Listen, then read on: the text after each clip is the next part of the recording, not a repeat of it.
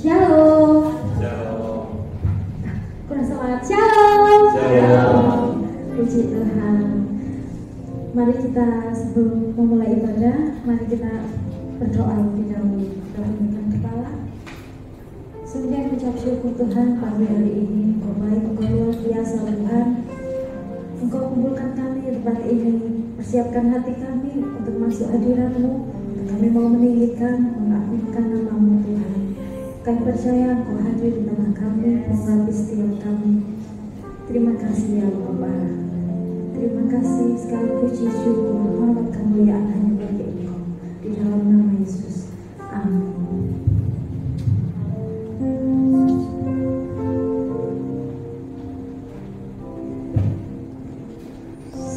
Aku masuk ke hadirat-Mu, bawa persembahan ke tempat kudus-Mu.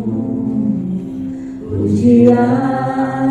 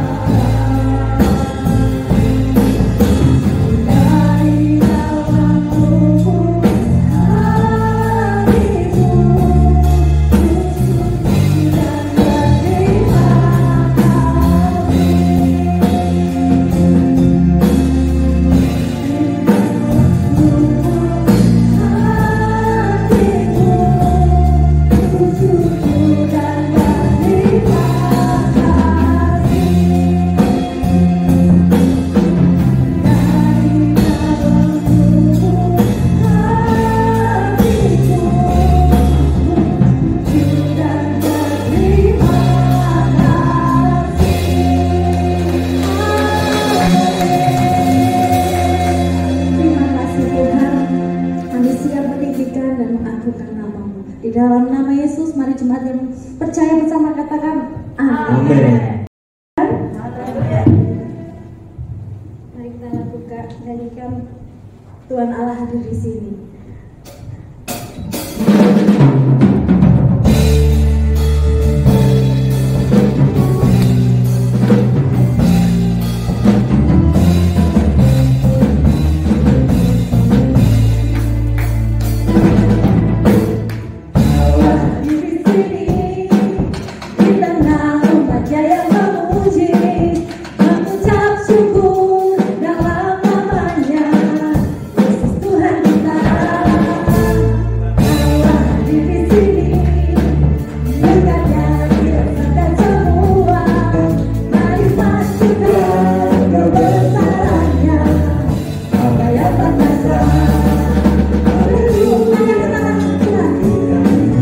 Kita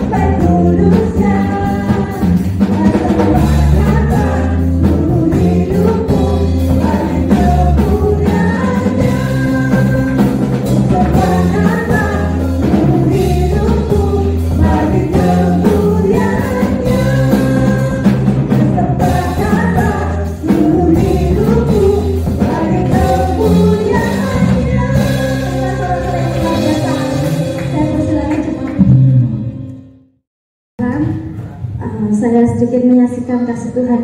Izin ya Pak Gem. Terima kasih jemaat yang sudah mendoakan anak saya. Puji Tuhan, dia sudah sehat. Dan saya minta maaf, acara Kediri jadi diundur. Mohon maaf. Jumat yang lalu, sebenarnya anak saya demam itu sudah mulai hari Selasa malam. Itu demam, terus hari Rabu masih saya bawa, Rabu malam saya bawa ke IGD. Demam, cuma demam aja, demamnya itu naik turun. Waktu hari Rabu malam itu masih dia nggak sekolah, Rabunya nggak sekolah, tapi saya ajak keluar karena kan ibu saya yang kerja, nggak ada yang jaga, jadi saya bawa ke warung. Terus tiba itu kalau siang pagi nggak demam, dia udah main-main di warung. Demam tuh mulai sore sampai malam demam lagi. Sore pulang dari warung dia langsung tidur. Terus saya biasa kan beres-beres dapur kalau habis pulang dari warung. Jam 5 dia tidur. Terus saya udah daftar untuk ke IGD, ke dokter yang biasanya dia daftar. Baru ada dokternya itu jam 7:30, jam 8 baru datang. Terus saya udah bilang nanti aja berangkat jam 7-an biar nggak tunggu lama. Saya jam 7-an saya belanja sayur pulang. Terus anak saya masih tidur. Katanya Mas Beni dia udah getar karena demam tinggi. Itu langsung langsung berangkat gitu. Jadi saya langsung berangkat. Nggak nunggu lama itu langsung masuk IGD. Terus karena dia demam tinggi sampai getar badannya, dimasukin obat lewat anus. Terus dokternya bilang ini biar cepat soalnya dia kan udah getar badannya, biar pada awal demamnya cepat turun. Kasih obat, suruh pulang. Terus udah tidur enak, setelah kena mungkin udah dapat obat di waktu di IGD. Udah enak dia tidurnya jam 1, jam 2-an, demam lagi tinggi. Hari jam saya bangun, saya kompres. Sininya saya kompres ya. Bingung kan ya, kok demam lagi tinggi lagi. Terus saya malam-malam berdoa sekarang suami. Terus gimana ini jualan nggak gitu kan. Ditunggu sampai jam 4. Dia bangun minta makan jam 4 pagi tuh. Katanya perutnya lapar. Jam 4 pagi saya suapin. Terus dia tak kasih obat yang dari dokter itu. Terus tak tanya gimana ya, mama jualan nggak apa-apa, jualan aja katanya gitu ya sudah. Terus dia udah nggak mau tidur lagi, main-main di kamar lihat TV. Saya masak, mulai jam 4 itu saya masak sama Mas Bini. Itu hari Kamis. Saya tetap jualan. Saya bawa mobil, dia tak suruh di dalam mobil. Terus siangnya tak suruh ke kakak saya tidur, nggak mau. Masih tetap di warung, nggak mau ke kakak saya. Itu siang udah nggak demam. Hari Kamis gitu terus demamnya tuh mulai jam 12, jam 1 malam demam lagi. Itu hari Kamisnya demam lagi tiap malam jam segitu. Lah terus hari Jumat pagi jam 3, jam 4 itu dia gitu minta makan lagi. Jam 5 baru minta makan. Saya suapin pakai telur, udah keluar, nggak mau muntah. Itu Jumat pagi. Terus saya bilang sama dia, leka sembuh-sembuh tuh gak jadi Kediri loh, saya bilang gitu. Ayo minum obat. Gimana Tuhan ini? Tuhan susah sembuh Tuhan, gitu. Dia jawab gitu. Terus pokoknya saya sering ngajak dia doa, untuk minta. Bang bilang, ayo ya kamu harus rajin doa nanti, biar Tuhan tuh nanti disembuhkan, saya bilang gitu. Terus habis itu saya tetap jualan hari Jumat itu ke warung. Dia di warung saya suapin lagi karena jam 5 pagi minta makan tuh keluar muntah. Di warung jam 7:30 saya suapin lagi, muntah lagi sedikit tapi. Terus saya udah gak enak, kok demam. Saya cek suhunya 38 lebih. Ya apa ini? Saya di dokternya praktek lagi jam berapa ya gitu. Kok malam lagi kelamaan, saya WA sama Bu Tati, cepet-cepet bawa dokter lagi gitu. Terus saya telepon rumah sakit, dokternya adanya jam 10, udah langsung saya daftar. Saya daftar, saya ajak pulang jam 8, saya ajak pulang, tidur dia di rumah, tidur, terus saya kompres. Setelah itu jam setengah 10 saya berangkat, dia minta gendong, saya nggak bisa naik motor sama gendong kan, soalnya mobilnya dua, saya belum bisa, mobilnya belum bisa nyetir. Setelah itu saya telepon ibu saya suruh untuk gendong dia di belakang. Saya berangkat jam 10, terus tunggu beberapa, dokternya datang, beberapa menit dokternya datang, itu dia nunggu di rumah sakit udah tiduran, udah lemes badannya. Terus masuk ruangan, dokternya udah hafal ya, masih demam lagi. Iya Pak, masih demam, saya bilang gitu. Udah langsung diinfus saja ya, karena dia memang lemas. Terus ditanya saya, ada BPJS? Saya bilang, nggak ada Pak, nggak apa-apa kalau memang harus opname. Yang saya kaget, mungkin Tuhan itu sudah siapkan ya. Beberapa hari itu jatahnya saya bayar mobil. Ada uang tapi untuk bayar mobil. Waktu itu Mas Benny, aku waktu berangkat ke dokter udah yakin pasti rawat inap karena demamnya sudah lewat 3 hari. Gak apa-apa wis, kalau memang harus rawat inap, Mas Benny bilang, tadi apalah yang ada dijual gitu kan. Terus masuk ruangan itu dokternya tanya, punya BPJS? Nggak ada Pak, nggak apa-apa kalau memang harus opname. Terus ada KTP mana? KTP Malang, ada foto kartu keluarga. Kok pas ya, beberapa hari yang lalu, 2 harian itu saya habis foto kartu keluarga karena bapak mertua saya minta.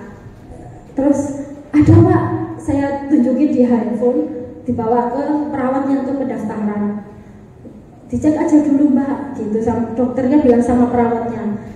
Waktu perawat datang lagi ke ruangan, Mbak ini bisa pakai BPJS, pakai NIK-nya, D-nya, yang itu loh BPJS gratis dari pemerintah. Itu saya rasanya lemes ya, mau nangis di ruangan dokter. Mau kayak kok bisa ya anak saya punya BPJS gratis yang programnya pemerintah itu. Selama ini saya nggak pernah daftarin. Saya sama Mas Benny ini punya BPJS kelas 2 mandiri. Tapi karena beberapa tahun dulu waktu kita di Malang tuh keadaan susah, itu gak kebayar, masih ada tunggakan. Dan waktu kakak saya dibawa perawat, fotonya HP saya itu, dalam hati tuh saya di ruangan tuh gini, gak mungkin punya. Udah dibilang batin saya itu gini, dokter harus dibilang aku gak punya BPJS kayak gitu. Gak mungkin, karena saya sama Mas Benny itu masih ada kelas 2 tunggakan itu. Gak mungkin lah, kalau kebaca, batin saya kalau kebaca itu kalau masih ada tunggakan gitu. Tiba-tiba waktu perawat datang, bisa Bu pakai mic-nya, D-nya gratis. Itu rasanya saya mau gimana, mau lemes, mau nangis. Kok bisa ya saya punya, Tuhan kok bisa ya, masih itu dalam pikiran saya, kok bisa gitu. Terus nanti diurus ya Bu ke pendaftaran untuk rawat inap biar dapat kamar. Di pendaftaran itu banyak tanda tangan yang harus, saya sampai gemeter tangan saya, tanda tangan nulis apa itu datanya. Sampai Mas Benny telepon, gimana Mas Benny tetap terus WA terus, gimana nanya gimana gitu kan. Saya bilang, bisa Pak rawat inap, harus rawat inap, ini loh Pak dapat gratis. Aku lagi tuh, oh puji Tuhan gitu. Semuanya itu Tuhan sediakan tuh tepat gitu pada waktunya. Kita memang punya uang, tapi jatahnya untuk bayar mobil besoknya gitu, tanggal 19 itu harus bayar mobil. 18 anak saya masuk rumah sakit. Jadi Tuhan sediakan tuh pas dan tepat gitu. Jadi sampai keluar rumah sakit tak bayar sama sekali Tuhan. Puji Tuhan itu luar biasa. Terus dan anak saya sudah sembuh. Dari ruangan itu anak saya pulang duluan. Semuanya dari 6 anak dari ruangan itu ada 6 anak. Barengan sama saya yang masuknya dia pagi saya siang, itu juga belum pulang hari itu. Anak terus yang semuanya juga rewel. Kristus itu tidak rewel. Dia memang waktu perawat datang agak takut disuntik, ya apa trauma mungkin berkali-kali deg-deg gitu dia, kalau perawat datang gini-gini dia. Tapi dia nggak rewel, nggak nangis juga.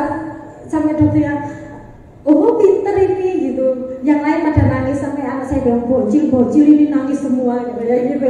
Yang lain pasti kalau perawatnya datang nangis. Saya bersyukur, terima kasih gitu. Terima kasih untuk dukungan jemaat, Pak Gem, yang lain sudah mendoakan dan mengingatkan saya. Saudara percaya apapun masalah kita, mungkin beda dengan saya, tapi pertolongan Tuhan itu tepat pada waktunya. Amin. Terima kasih, Tuhan Yesus memberkati. Saya menyanyikan satu pujian bareng Kak Irma.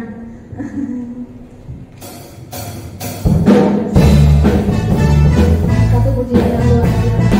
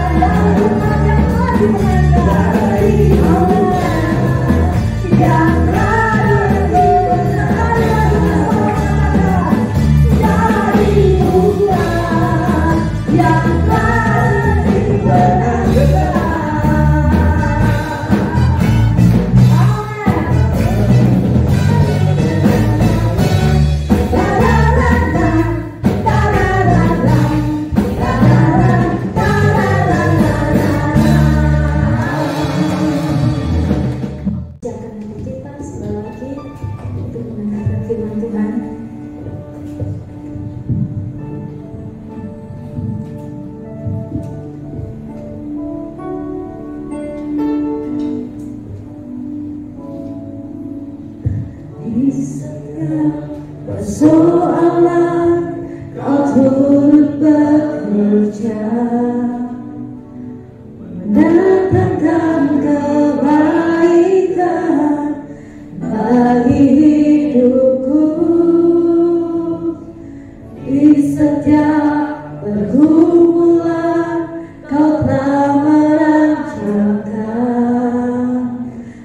hari depannya sejahtera dan penuh harapan.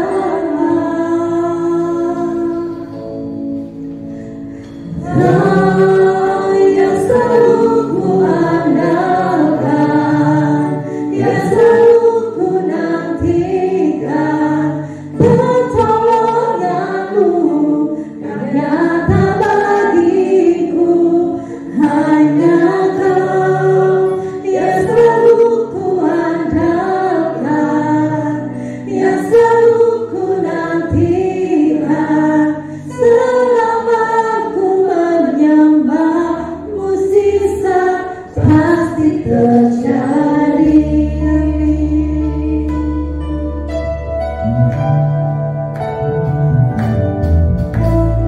Di setiap persoalan Kau turut bekerja,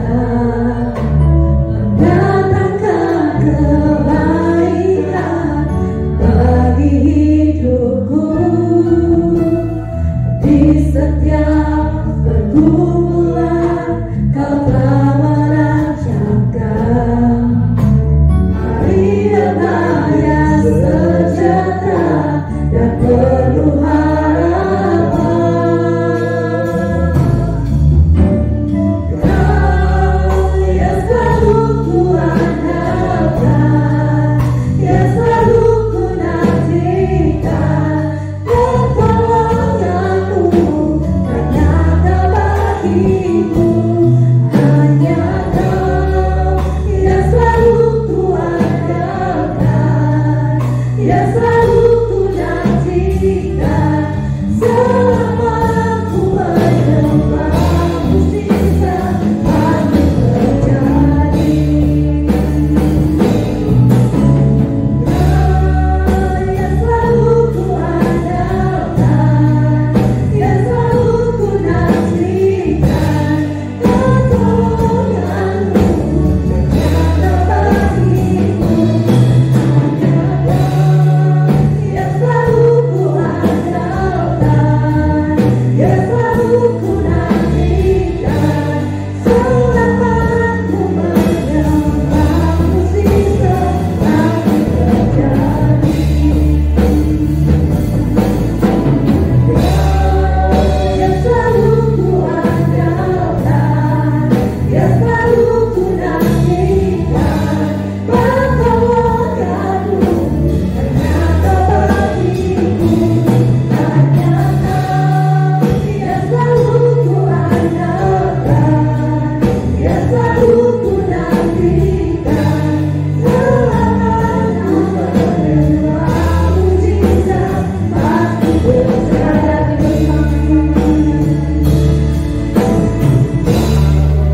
Yang selalu ku andalkan, yang selalu ku nantikan pertolonganmu, ternyata bagiku hanya Kau yang selalu ku andalkan, yang selalu ku nantikan. Selama ku menyembah-Mu, sisa pasti terjadi.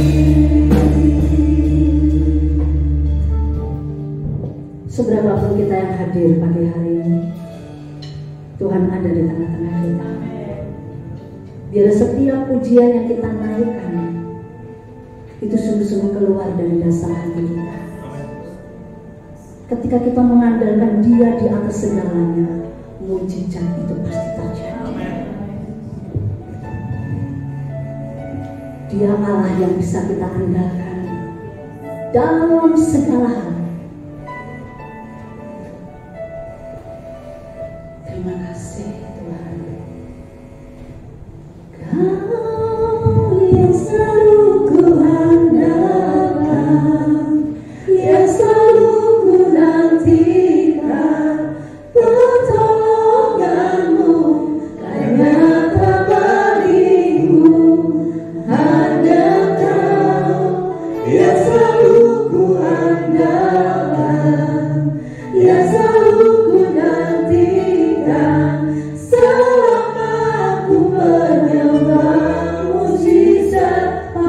pasti terjadi. Selama ku menyembah, mujizat pasti terjadi. Amin. Amin. Amin. Selama ku menyembah, mujizat pasti terjadi.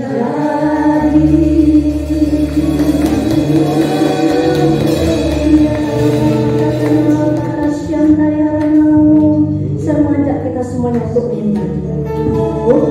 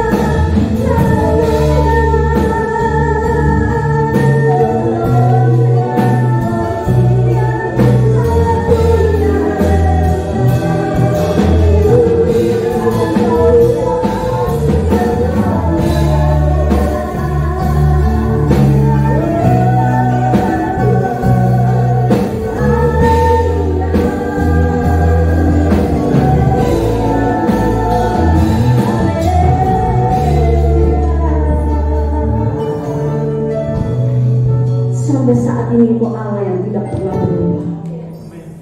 Kasih-Mu, kuasa-Mu, kedahsyatanmu, Engkau Allah yang tidak pernah berubah. Bahwa Engkau Allah El Shaddai, Allah yang maha besar. Engkau bekerja di tengah-tengah kami umat kesayangan-Mu. Engkau Yehova Rafa, sang penyembuh kami.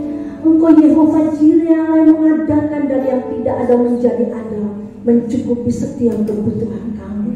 Engkau Yehova Nisi, panji-panji kemenangan kami. Dalam segala hal kami yakin dan percaya bahwa Engkau ada di pihak kami, yang memberi kemenangan kepada setiap kami dalam setiap permasalahan kami. Terima kasih Bapak buat pagi yang luar biasa. Terima kasih buat kehadiran-Mu. Terima kasih untuk berkat-berkat yang daripada-Mu. Dan biar pujian penyembahan yang kami naikkan di hadapan-Mu menyukakan hati-Mu, menjadi rupa yang harum di hadapan-Mu. Dan kami rindu Tuhan pagi hari ini untuk kembali mendengarkan isi hati-Mu. Hati kami siap, bahkan kami siap untuk menjadi pelaku-pelaku firman. Dalam nama Tuhan Yesus. Haleluya. Amin. Tuhan, terima kasih untuk BL Singer, para pemusik yang merasakan kasih Allah. Coba lambaikan tangan kita selama 1 minggu ini. Haleluya, dahsyat. Apapun yang terjadi, kasih Allah tidak akan pernah meninggalkan kita. Dia selalu memberikan jawaban. Seperti yang kita sudah dengar kesaksian dari Ibu Dewi, bagaimana Tuhan nyatakan mujizat demi mujizat, dan saat ini kesembuhan sudah terjadi atas putranya Kristus. Amin. Itu pun juga akan terjadi dalam kehidupan kita. Amen. Karena kita adalah umat kesayangan Tuhan. Tuhan tidak pernah tinggalkan kita. Haleluya. Ya, Bapak Ibu Saudara terkasih di dalam Tuhan, 2 minggu yang lalu Ibu Gembala sudah sampaikan tentang bagaimana kita harus fokus kepada kekekalan. Ya, dan itu sangat penting sekali. Kekekalan itu satu hal yang perlu untuk kita pertahankan. Karena di dunia ini istilahnya kita cuma sekedar mampir ngumbi, cuma sementara. Dan biar hal-hal yang kekal itulah yang terus fokus kita lakukan. Nah, kalau kita berbicara tentang kekekalan, coba kita langsung baca di dalam Injil Matius. Yuk kita sama-sama buka di dalam kitab Injil Matius pasal yang ke-6.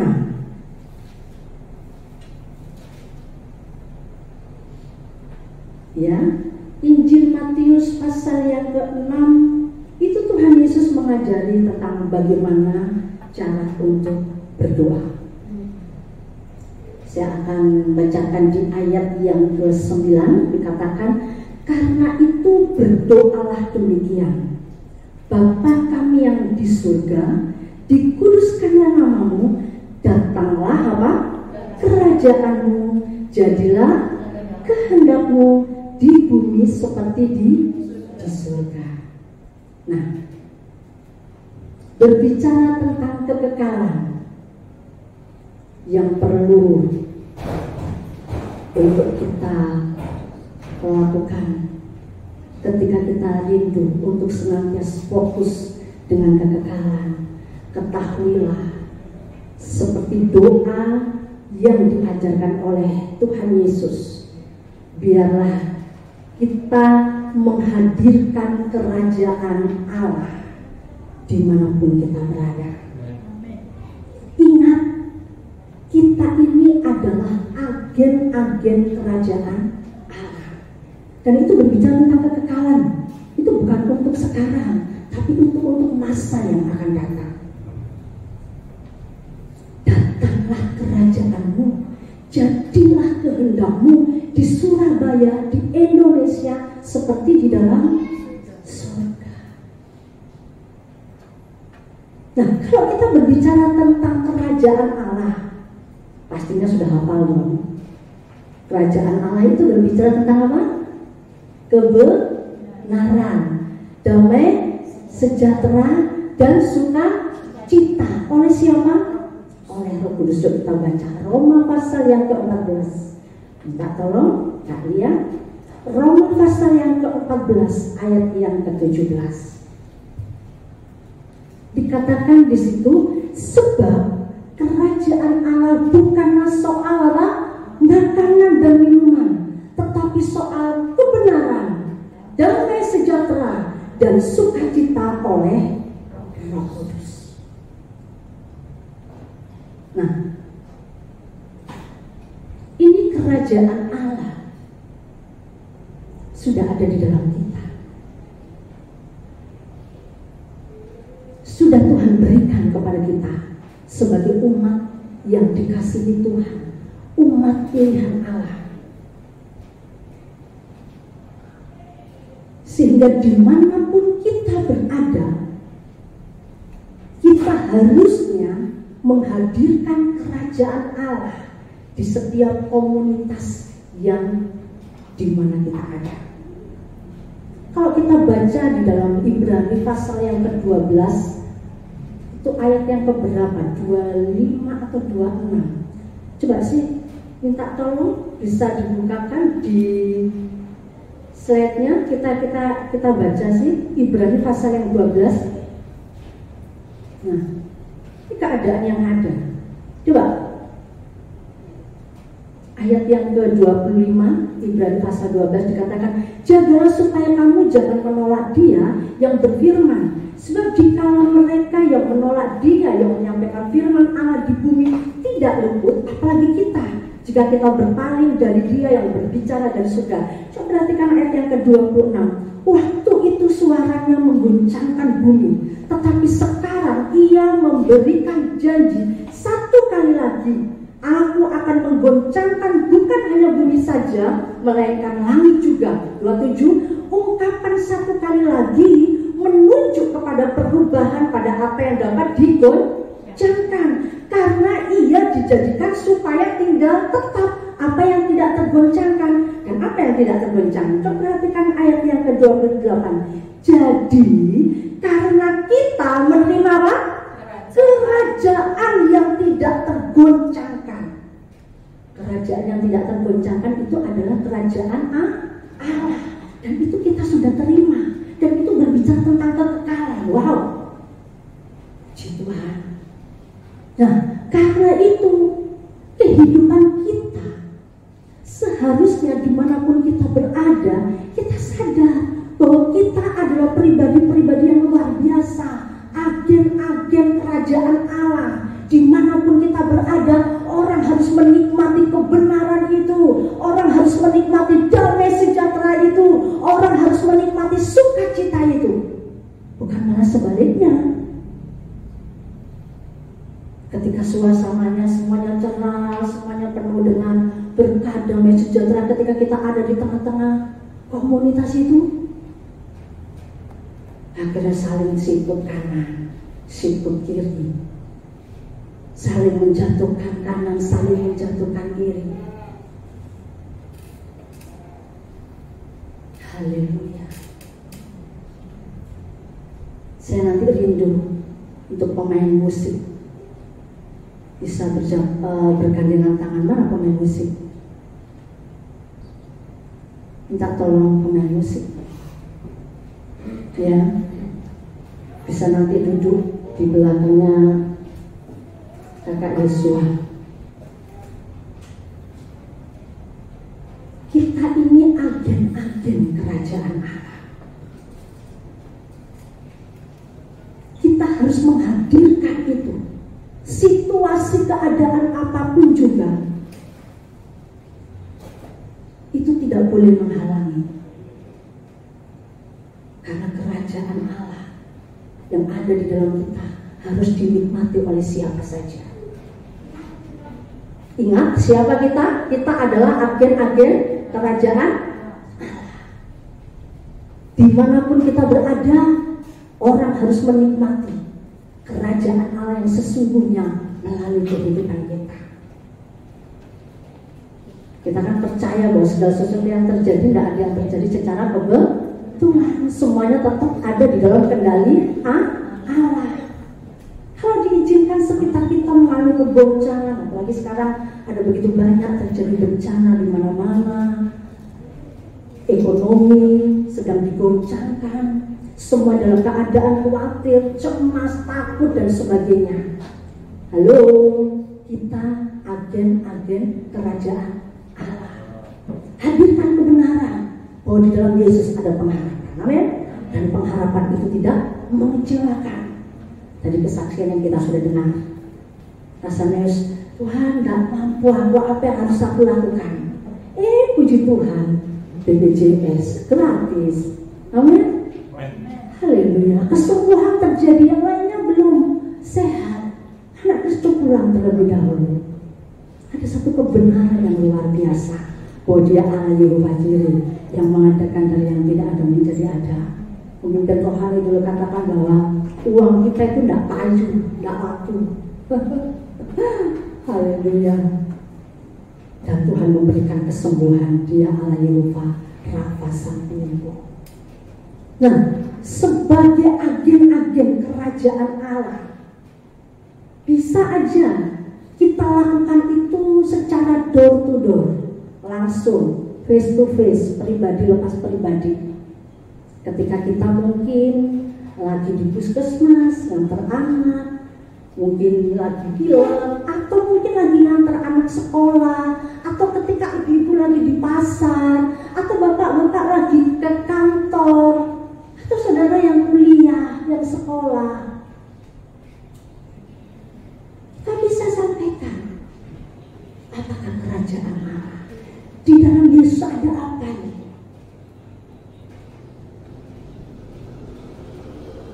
Jadilah kehendak-Mu di bumi seperti di surga. Wow, ada satu sukacita, ada satu kegembiraan, ada satu jawaban yang diterima oleh orang-orang yang di sekitar kita. Kenapa? Karena di dalam diri kita ada kerajaan Allah yang tak tergoncangkan. Bisa langsung kita face to face, langsung. Tetapi bisa juga secara unity, bersama-sama. Kayak sekarang kita ada 12 PKBS.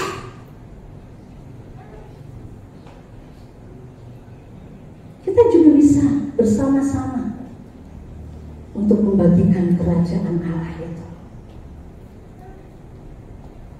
Kalau berbicara tentang kemajemukan, kebersamaan, pastinya perlu adanya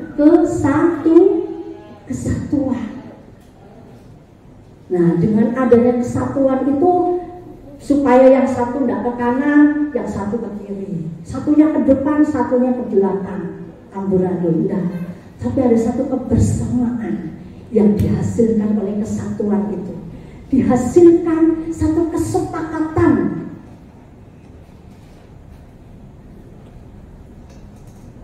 Dan itu kerajaan Allah hadir.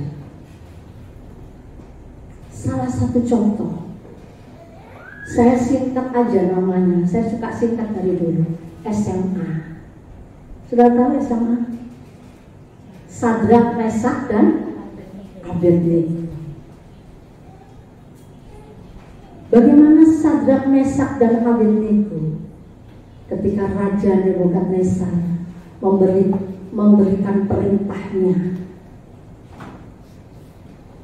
untuk semua orang-orang yang ada di Babilonia harus sujud menyembah kepada dewa atau patung emas yang dia buat. Ada satu kebenaran yang luar biasa, yuk kita buka bersama di dalam kitab Daniel. Daniel pasal yang ketiga. Saya diberkati sekali Bapak Ibu Saudara.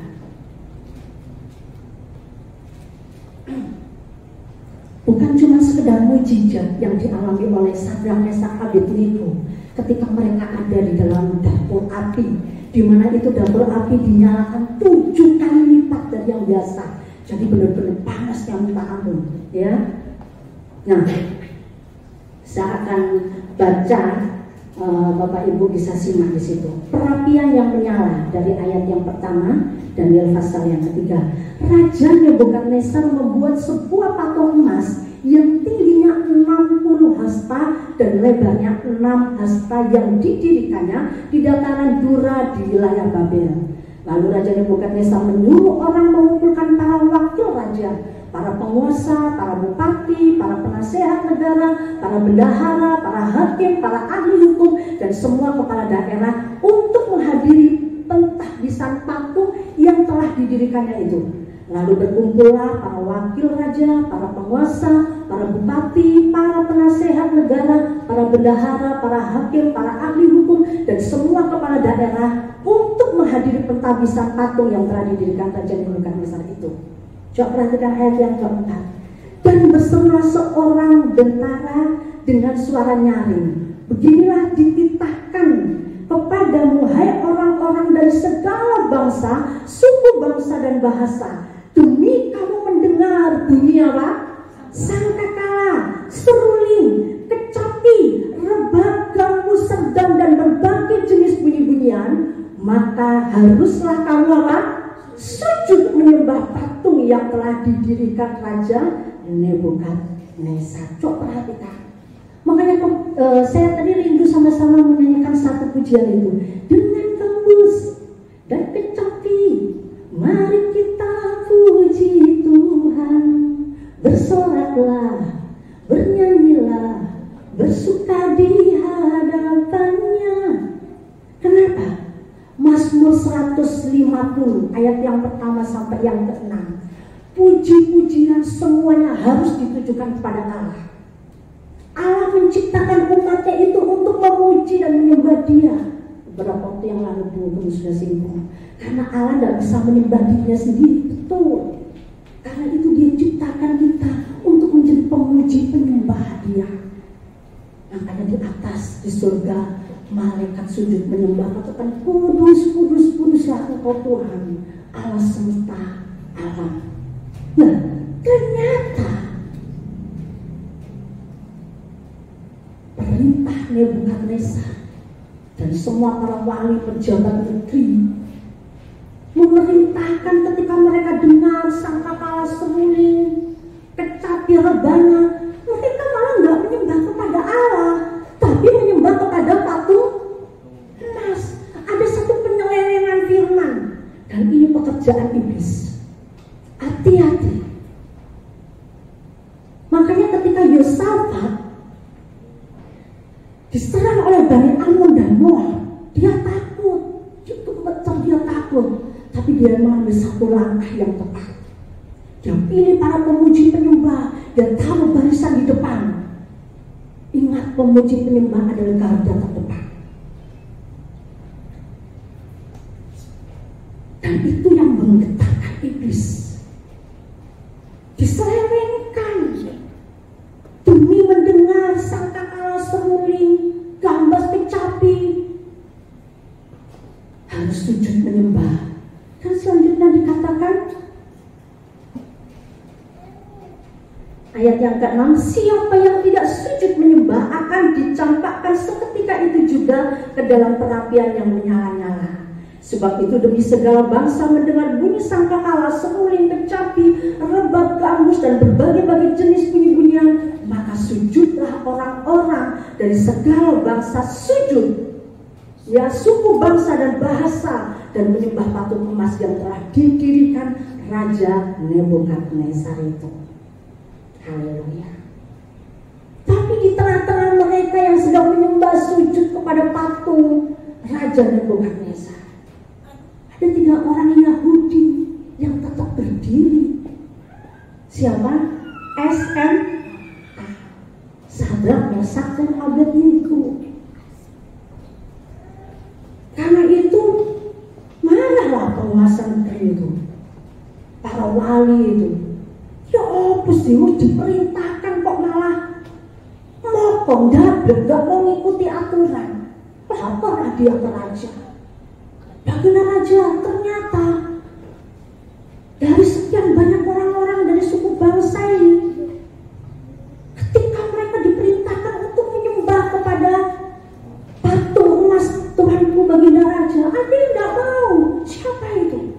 Orang Yahudi. Sadrak, Mesak, dan Abednego. Marahlah raja, panggil mereka bertiga. Dan raja tanya, apakah benar yang kamu lakukan itu seperti yang tadi? Coba perhatikan ayat yang ke-16. Lalu Sadrak, Mesak, dan Abednego menjawab Raja Nebukadnezar, tidak ada gunanya kami memberi jawab kepada Tuanku dalam hal ini.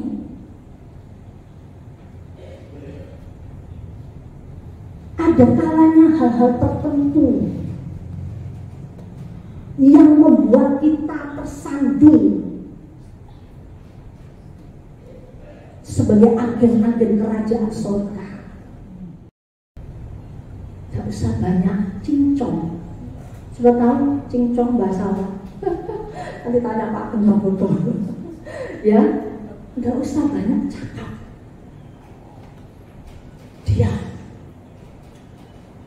Lakukan bagian saudara. Ingat, peperangan kita bukan melawan darah dan daging. Yang di depan saudara kita, teman pelayanan. Sering gembul krempio, sharing, saling menguatkan loh. Tiba-tiba kok ini bangun channel. Ketika hal itu Tuhan izinkan terjadi, kita tahu bahwa itu bukan dari Tuhan. Ketika Ayub berkeliling, dia melihat Ayub. Iblis berkeliling melihat Ayub yang begitu soleh, saleh. Dia goda Ayub.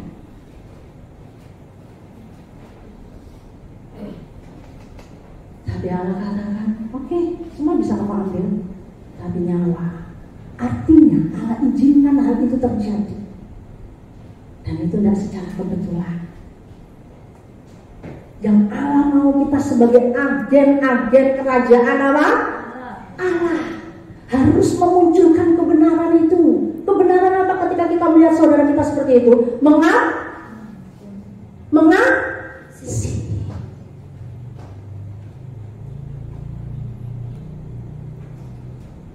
Itu salah satu kunci kita mengalami kemerdekaan dari diri kita sendiri.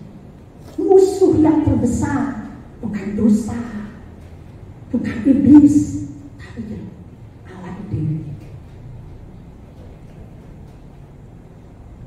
Jadi Sadrak, Mesak dan Abednego tidak menjawab raja. Bahkan kalaupun saat itu Raja Nebukadnezar terus bertanya kenapa kamu lakukan ini dan sebagainya. Coba perhatikan ayat yang ke-17. Jika Allah kami yang kami puja sanggup melepaskan kami, maka ia akan apa? Melepaskan kami dari perapian yang menyala-nyala itu dan dari dalam tanganmu ya Raja. 18. Tetapi seandainya tidak, hendaklah tuanku mengetahui ya Raja, bahwa kami tidak akan memuja dewa tuanku dan tidak akan menyembah patung emas yang tuanku dirikan itu. Singkat cerita, ketika bangkang, ketika enggak mau melakukan perintah Raja, ayat yang ke-19 itu perapian itu dibikin panasnya minta ampun, bahkan 7 kali lipat. Ya, dikatakan maka meluaplah kegeraman Nebukadnezar, air mukanya berubah terhadap Sadrak, Mesak dan Abednego. Lalu diperintahkan semua perapian itu dibuat apa? 7 kali lebih panas dari yang biasa. Ketika kita melakukan kebenaran, belum tentu suasana tambah enak. Buat kita damai sejahtera belum tentu. Bisa juga semakin bergejolak. Ingat, Tuhan tidak ciptakan itu. Itu yang bikin iblis. Ya, tapi Tuhan izinkan terjadi supaya agen kerajaan Allah muncul dalam diri kita. Selanjutnya, ayat yang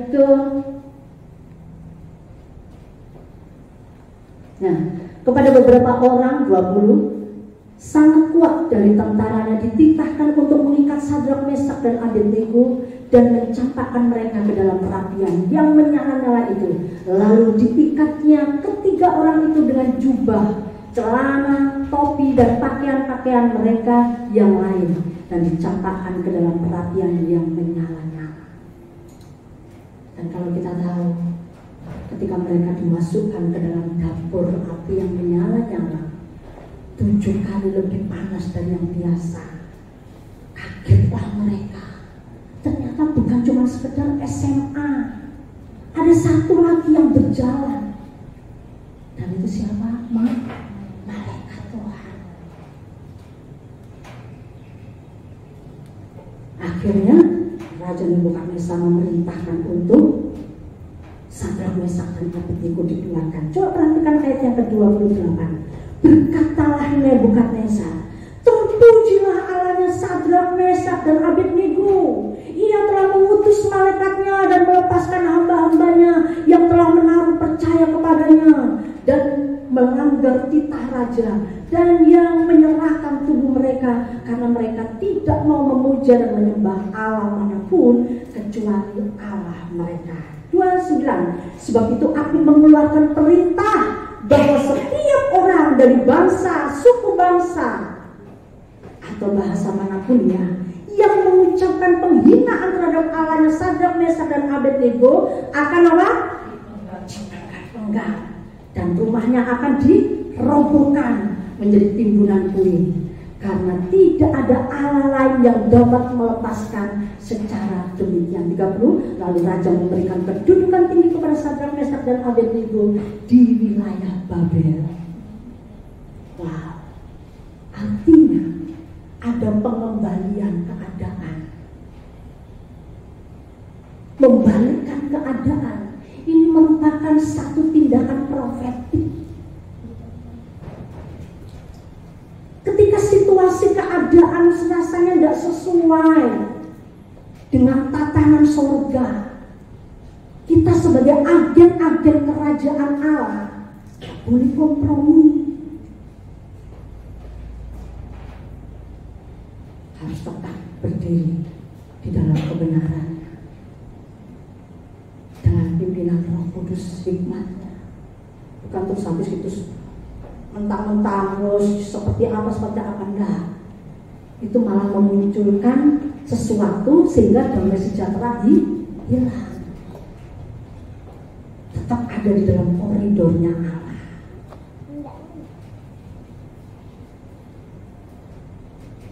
Jadi melalui kesatuan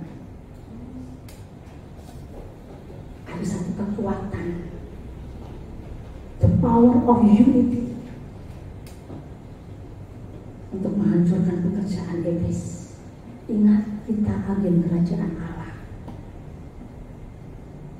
Karena itu saya menghimbau kepada kita semuanya,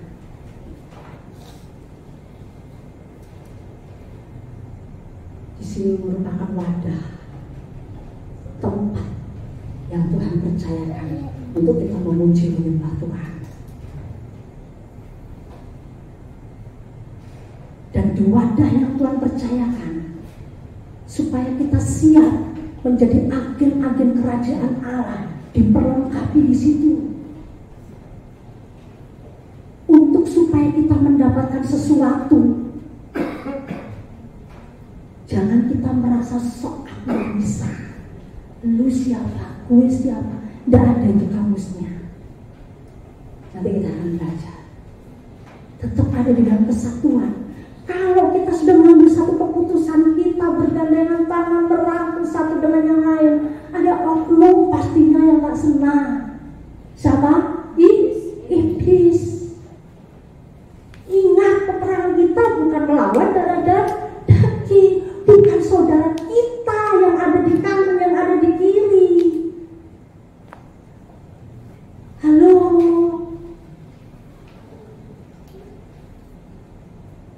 Ada sesuatu, nanti kita akan bereskan bersama-sama.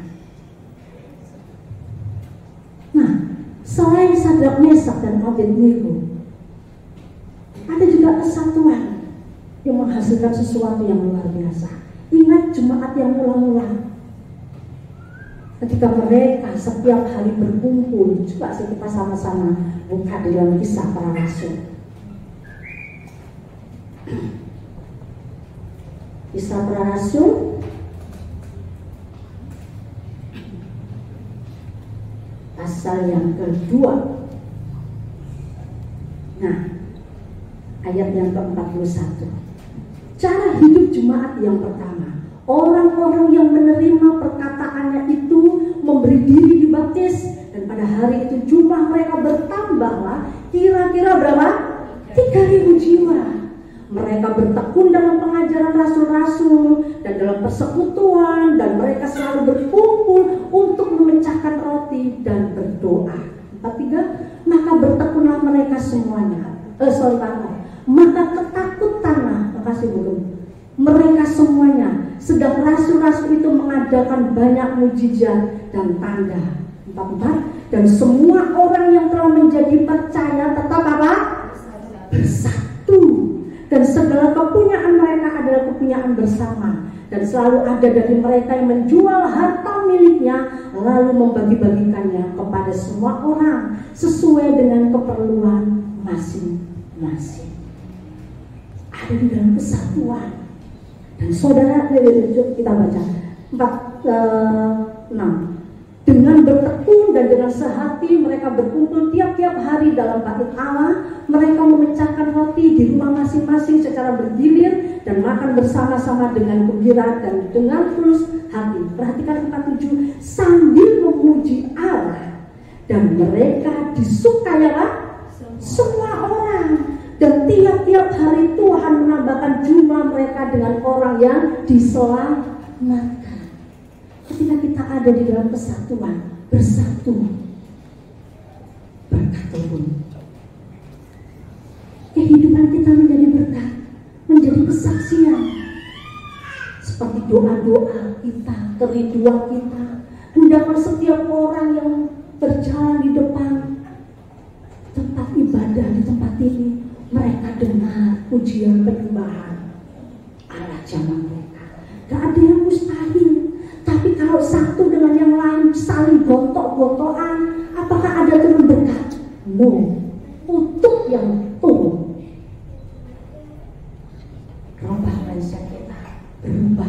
antara kita. Hidup di dalam kesatuan, saling mengasihi, saling mengampuni. Ingat kita agen-agen kerajaan Allah. Nah, ada juga yang berbicara tentang kesatuan, tetapi itu di luar daripada Tuhan. Kalau kita baca keseluruhan dari cara jemaat mula-mula di dalam Kisah Rasul ini, mereka menjual tanahnya, ya kan, hasil dari penjualan itu dibagi. Kamu kekurangan apa, aku kekurangan apa. Itu loh indahnya di dalam Tuhan. Kita masih belum 100% kayak gitu, tapi kerinduan kita seperti itu. Sesuai firman Tuhan, kita saling memberkati satu dengan yang lain. Amin. Berkat Tuhan turun. Nah, di tengah-tengah orang-orang dimenangkan, mereka yang percaya, mereka sudah bersatu. Ingat Ananias dan Safira, sepasang suami istri. Mereka berjanji kepada rasul-rasul, ketika mereka nanti tanahnya itu terjual, mereka akan berikan semuanya untuk dibagi bersama-sama, menikmati berkat Tuhan bersama-sama. Coba kita buka di dalam Kisah Rasul pasal yang kelima. Kisah Rasul pasal yang kelima, ya. Di sini konteksnya tentang Ananias dan Safira. Saya nggak akan baca keseluruhannya. Ayat yang kelima.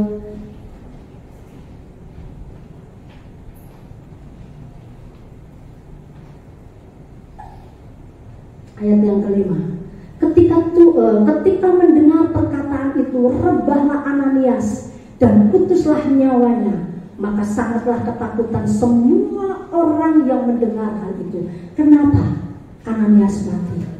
Karena dia sudah berbohong kepada rasul-rasul. Dia sudah menjual hasil tanahnya dan dia berjanji untuk menyerahkan, tetapi cuma sebagian.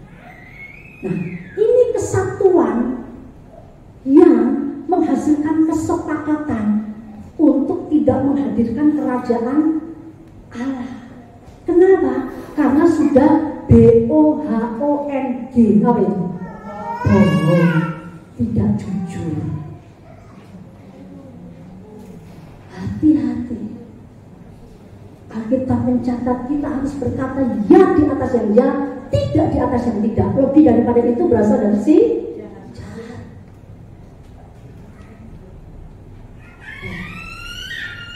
Kita bersama dengan orang tua atau orang tua dengan anak harus terbuka.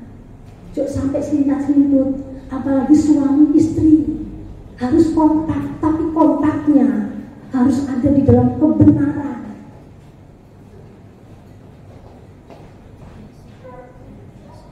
Saya percaya semua istri-istri di tempat ini rindu suaminya semua berhasil. Amin. Semua istrinya sehat, diberkati Tuhan di dalam usahanya. Ingat, istri punya peran penting.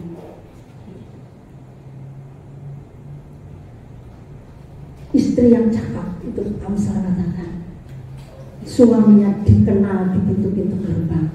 Artinya suaminya sukses, berhasil. Salah satu kunci yang terbesar, istri. Jadi jangan sampai kita sebagai istri selalu intrik kepada suami. Sampai ada film apa dulu di TV, nggak tahu sekarang masih ada nggak, suami-suami takut istri. Sampai saya lihat itu di dewe, ya seperti apa gitu. Dan ini nggak seperti porsinya Allah. Istri tunduk kepada suami, suami harus mengasihi istri. Berkata tunduk. Kalau tidak, jangan pernah berharap berkat itu akan melimpah tercurah. Kalau pun ada, ya wis, habis itu nanti stuck lagi, tidak tahu seperti apa, jungkir balik lagi. Tapi kalau kita ada di dalam porsinya Allah, istri ini support suami, mendoakan suami, menghargai, menghormati suami. Suami ini itu ketika dia kerja, menghasilkan sesuatu untuk istri dan anak-anak. Di situ loh berkat Tuhan turun. Haleluya. Kerajaan Allah hadir. Ya. Oke. Selain itu, ada juga kesatuan yang menghasilkan kesepakatan, tapi juga dihancurkan oleh Allah. Ingat apa? Menara Babel. Semuanya itu hanya untuk kesombongan diri. Dalam nama Yesus dijauhkan dari kita. Biar segala sesuatu yang kita lakukan bersama-sama itu untuk kemuliaan Dia. Karena kita adalah agen-agen kerajaan Allah. Haleluya. Jadi untuk kita menjadi agen-agen kerajaan Allah, menjadi berkat, menjadi kesaksian. Yang nomor satu, kesatuan. Yang nomor dua, yang perlu kita lakukan, kerendahan hati. Kerendahan hati itu sangat penting. Ya, salah satu yang luar biasa terhebat adalah Yesus. Dia apa-apa, dia tetap rendah hati. Sampai dia mati di atas kayu salib tetap rendah hati, mengampuni, mengasihi orang-orang yang ada di sekitarnya, tentara-tentara Romawi, para imam, ahli-ahli Taurat, semuanya yang mengejek dia. Dia tetap rendah hati. Kerendahan hati itu menghasilkan satu posisi di mana Tuhan akan mengangkat kita. Coba kita akan baca bersama-sama di dalam Matius pasal yang ke-11 ayat yang ke-28. Yesus. Ya, sudah? Matius pasal yang ke-11. Marilah kepadaku semua yang letih lesu dan berbeban berat, aku akan memberi kelegaan kepadamu. Lanjut. Ayat 9. Pikulah kok yang pasang dan belajarlah padaku, karena aku lemah lembut dan rendah hati, dan jiwamu akan mendapat ketenangan. Kerendahan hati itu sangat penting. Kesombongan awal daripada kehancuran. Berapa banyak rindu kita di tempat ini sampai Tuhan diangkat terus. Amin. Diberkati Tuhan, jadi berkat, jadi kesaksian dia. Saya tadi tunjukkan ada beberapa foto ke kakak-kakak pengerja. Dia bilang, kok beda yang aku ajarin? Kok beda ya? Semuanya Tuhan yang layak untuk ditinggikan. Haleluya. Yang jelas kita belajar dari Yesus. Jangan belajar dari Lucifer. Dia akhirnya dimuntahkan dari surga, jatuh ke bumi. Ya. Nah, hati-hati cara-cara iblis yang berusaha dia pakai untuk membawa kita, menarik kita ada di dalam kesombongan dalam segala sesuatu yang kita lakukan. Nah, di sini banyak pelayan-pelayan Tuhan, baik itu WL, singer, pemusik, ya, baik itu yang pemegang LCD, soundman, atau yang bawa video. Kita ini ada di dalam kesatuan, pelayanan bersama-sama. Di sini bukan tempat untuk show, untuk tempat kita mejeng, untuk tempat kita memunculkan, mencari popularitas diri. Di sini tempat wadah di mana Tuhan berikan kepada kita untuk kita memuji menyembah Dia, dan itu merupakan satu kepercayaan anugerah yang luar biasa kalau Tuhan pakai kita. Karena itu pergunakan kesempatan yang ada di tempat ini untuk bersama-sama meninggikan Dia. Yang ketiga, selain kesatuan, kerendahan hati, ketundukan diri kepada pemimpin. Dimanapun kita berada, ada orang-orang yang Tuhan percayakan untuk memimpin kita. Wadah kita BS, di mana Tuhan percayakan kita melayani. Ada pemimpin, ada gembala, Budi dan Tati. Belajar untuk menghormati. Saya tidak ojok-ojok karena ada Pak Gembong Gembala. firman. Tuhan Yesus saja, dia tunduk kepada otoritas Allah. Sampai dia katakan, aku datang ini untuk melakukan pekerjaan Bapa dan menyelesaikannya, bukan untuk sok-sokan. Saya percaya ketika kita ada di dalam kebenaran, perjanjiannya digenapi dalam diri kita. Berkat-berkatnya gak usah kita cari, gak usah kita ngoyo, pasti akan Tuhan limpahkan dalam kehidupan kita. Ya, jadi biarlah kita semuanya sama-sama melakukan apa yang Tuhan mau, seperti yang Yesus lakukan. Kan Yesus tunduk kepada Bapa. Daud, walaupun Saul begitu rupa berusaha untuk membunuh dia, Daud tetap menghormati Saul. Ketika Saul selesai berperang dengan Filistin, dia cari Daud, dia kejar Daud, tidak tahu di mana. Daud lari cari tempat persembunyian di gua-gua, tapi kok yang delala, perutnya si Saul itu kok ya sakit gitu, sehingga dia buang hajat. Ketika dia tengah-tengah buang hajat, ada kesempatan Daud untuk bunuh Saul, tapi itu nggak dia lakukan. Dia cuma potong ujung jubah dari Saul. Dia tetap menghormati Saul. Yuk sama-sama kita lakukan kebenaran Tuhan. Kita adalah agen-agen kerajaan surga. Hidup kita selalu dimonitor oleh Allah. Kami merupakan wadah untuk kita menyatakan hati Bapa, dan kita siap dibentuk sehingga kita memiliki cara pandang Allah dan siap berkiprah di dalam melayani Tuhan di wadah GKP ini. Tapi ujung-ujungnya nanti ketika kita pulang ke surga, semua yang kita lakukan, kita harus pertanggungjawabkan itu di hadapan Allah. Nilainya bukan wadah GKP, tapi nilainya pribadi, lepas pribadi. Makanya itu ada pepatah mengatakan, ojo sampai sungguh ngerokok atau pasti ikut-ikutan. Tapi semua kita harus mempertanggungjawabkan apa yang kita lakukan pribadi, lepas pribadi di dalam Tuhan. Pagi hari ini kita belajar satu kebenaran, bahwa kita harus fokus seperti Allah juga fokus kepada kita. Dia rela turun ke dunia hanya untuk kita.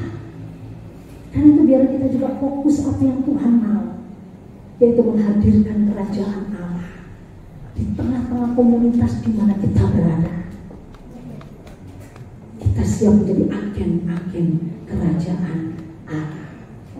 Saya undang untuk kita semua bangkit pagi ini.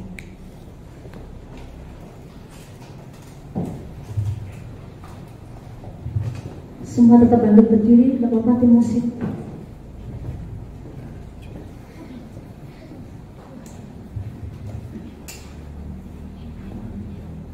Saya sampaikan kepada Pak Gembokang beberapa hari yang lalu.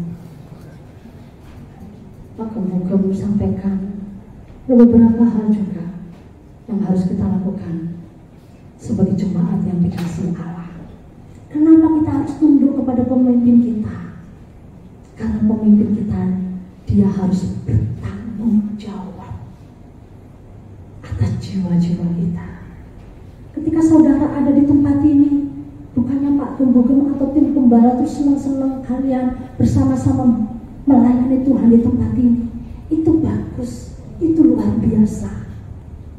Tapi kalau ada hal-hal tertentu yang itu geser dari kebenaran, pemimpin harus mempertanggungjawabkan di hadapan Tuhan.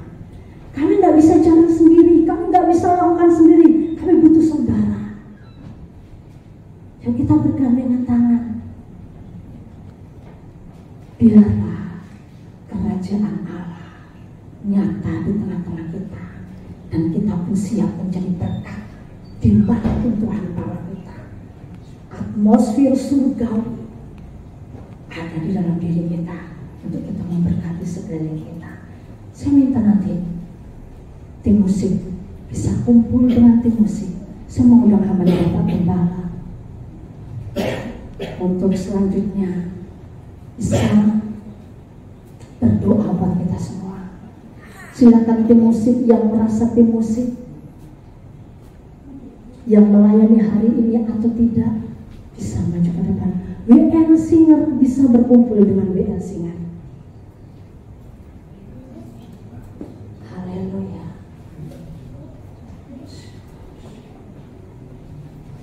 Bapak Ibu yang lainnya bisa bersatu juga. Milvira dan siapa bisa dengan Bu Siti, dengan Cimonika bisa berdoa bersama-sama, ya. Haleluya. Oh, syakana batas syukur. Tuhan ada di tengah-tengah kita. Tuhan tidak lihat aktivitas kita di luar. Tuhan lihat hati. Ingat, kenapa kita fokus kepada kekekalan? Karena di dalam diri kita ada kekekalan itu sendiri, yaitu pribadi Allah. Ingat, Tuhan memberikan rohnya itu dengan cemburu. Kita ada saat ini karena kasih karunia Tuhan pilih kita. Kita bisa memimpin pujian, bisa singar, bisa menyampaikan renungan firman Tuhan. Siapa kita ini? Tapi kalau Allah pilih kita, Allah rindu kita menjadi agen-agen kerajaan Allah. Yes. Khusus untuk Yeski minta tolong bisa menyanyikan satu pujian. Nanti setelah itu bisa kembali.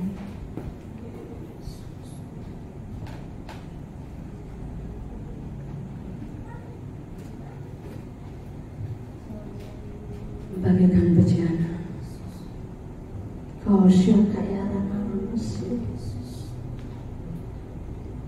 Bagaikan bejana, siap dibentuk.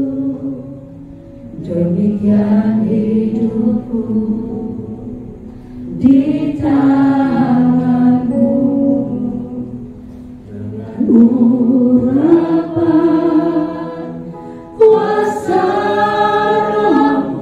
Ketika kita melakukan satu tindakan profetik, ada satu oknum yang gak suka, itu pasti dia adalah sejarah berusaha untuk menggocok kita hal-hal yang kecil yang gak kelihatan. Jangan sampai kita mengizinkan kerikil-kerikil kecil itu menggagalkan rencana Allah dalam hidupku dan hidupku.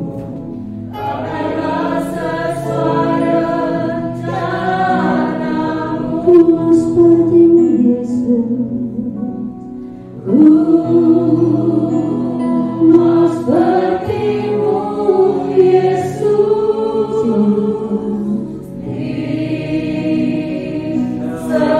kursi-kursi yang tengah bisa agak digeser supaya tidak ada pembatas. Bisa bergandeng tangan berdoa.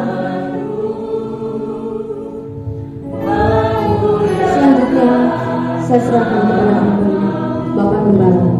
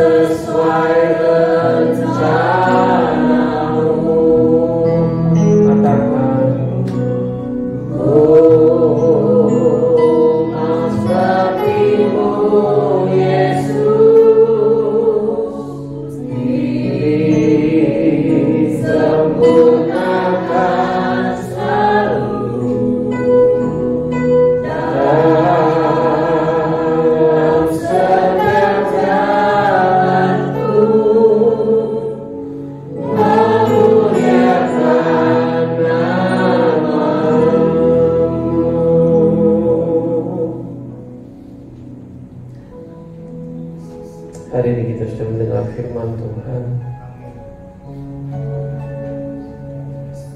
Bagaimana kita seharusnya setiap pelayan Tuhan, setiap anak Tuhan yang mengaku dirinya murid Tuhan, yang mengaku dirinya anak Tuhan, biarlah mengutarakan firman Tuhan.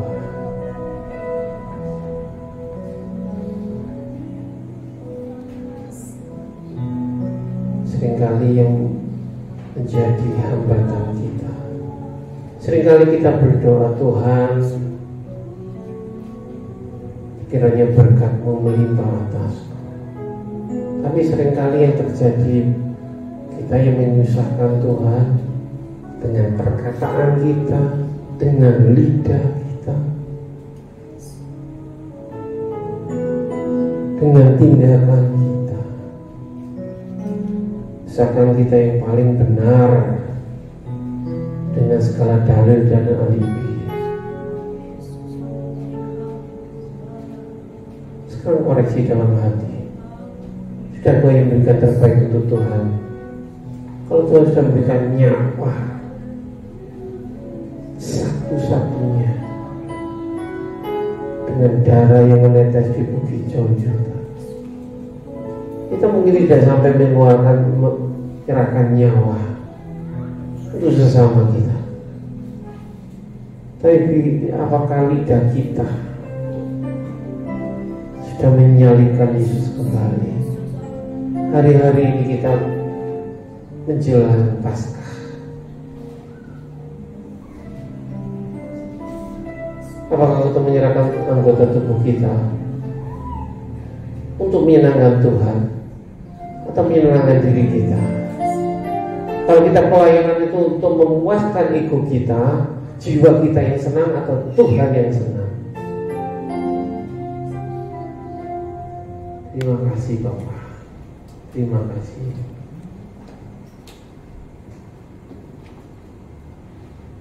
Thank you, Jesus.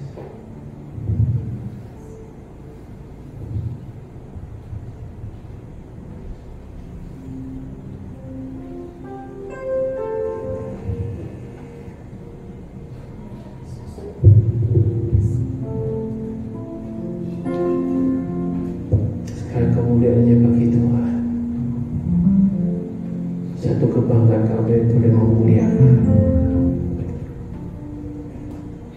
Kami memuji kebesaran-Mu.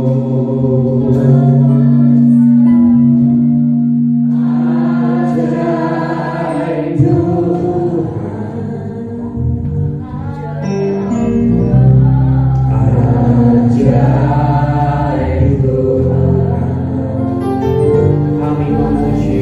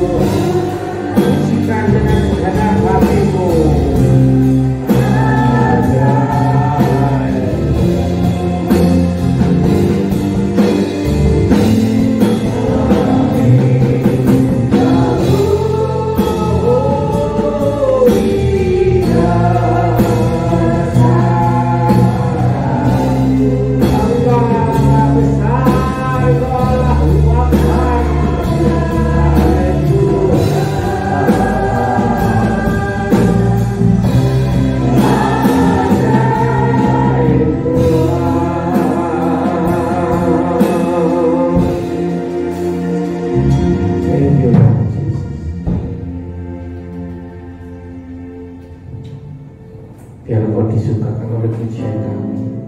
Terutama biar Engkau menyukai hati kami, bukan menyukai rupa bentuk fisik kami. Engkau melihat kedalaman hati kami. Biar kami mencintai Engkau sebagaimana Engkau mencintai kami. Terima kasih Bapak. Memberkati hamba-Mu yang mendengarkan firman-Mu. Pakai Ibu Pendeta Muda Erna dimanapun melayani, dimanapun berada, nama Tuhan ditinggikan. Berkati hamba-Mu beserta Agus menjadi berkat bagi orang lain, dan berkat Tuhan melimpah atas keluarga ini. Dalam nama Yesus kami sudah berdoa, kami ucap syukur. Haleluya. Amin. Puji Tuhan. Saudara-saudara diberkati firman Tuhan pada pagi hari ini. Amin. Saya minta untuk balik berdiri dan kasih salam satu sama yang lain, bilang terima kasih. Kita satu tubuh di dalam Tuhan, kita saling mengasihi.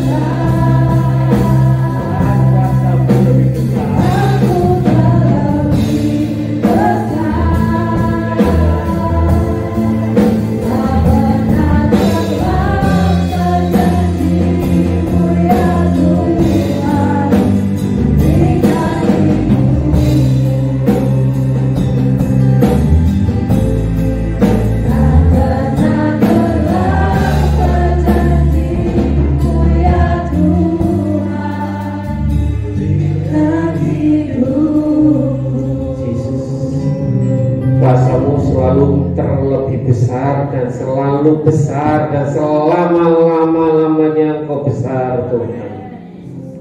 Terima kasih Tuhan. Kami bersyukur kami punya Tuhan yang besar. Tuhan, kami menyerahkan hari-hari ke depan ini, biar Kau yang memakai kami Tuhan. Kami yang sudah Kau tebus dengan darah yang mahal, supaya kami menjadi hamba-Mu, kami menjadi murid-Mu, kami menjadi anak-anak yang menyenangkan hati-Mu. Terima kasih Bapak untuk kehormatan kami boleh ibadah, kami boleh mendekat tahta-Mu yang kudus. Terima kasih. Terpujilah nama-Mu, terpujilah nama-Mu. Kami berdoa Tuhan untuk yang hari ini hadir Tuhan, biarlah Engkau penuhi mereka juga dengan firman-Mu. Roh Kudus, Engkau yang mengingatkan mereka supaya dimanapun jemaat-Mu berada, mereka selalu ingat Tuhan dan selalu mau terus berhubungan intim dengan Tuhan. Terima kasih Bapak, terima kasih untuk pagi hari ini. Persiapan Paskah kami serahkan ke dalam tangan-Mu, dan juga untuk yang ke Blitar kami serahkan ke dalam tangan-Mu. Kami tidak mampu Tuhan kalau kami bertindak sendiri, tapi kami mampu kalau Engkau berjalan bersama kami. Kami mau Engkau yang di depan kami, kami mau Tuhan yang memimpin kami. Terima kasih Bapak, memberkati tim musik, memberkati tim PAW secara keseluruhan. Kau yang memberkati hamba-hamba Tuhan, memberkati Tuhan sidang jemaat baik yang kecil besar sampai yang dewasa yang lanjut usia, rumah tangga demi rumah tangga Tuhan. Engkau berkati dalam nama Yesus. Terima kasih Bapak, berkat-Mu melimpah. Kiranya berkat dari Allah Bapa di surga, sukacita dan sejahtera melampaui segala akal itu turun pada sidang jemaat-Mu di dalam nama-Mu yang tunggal, Tuhan Yesus Kristus, serta bersama Roh Kudus, kiranya memberkati, menyertai, melindungi mulai saat ini sampai Maranatha Tuhan Yesus akan kembali. Yang percaya katakan amin. Terpujilah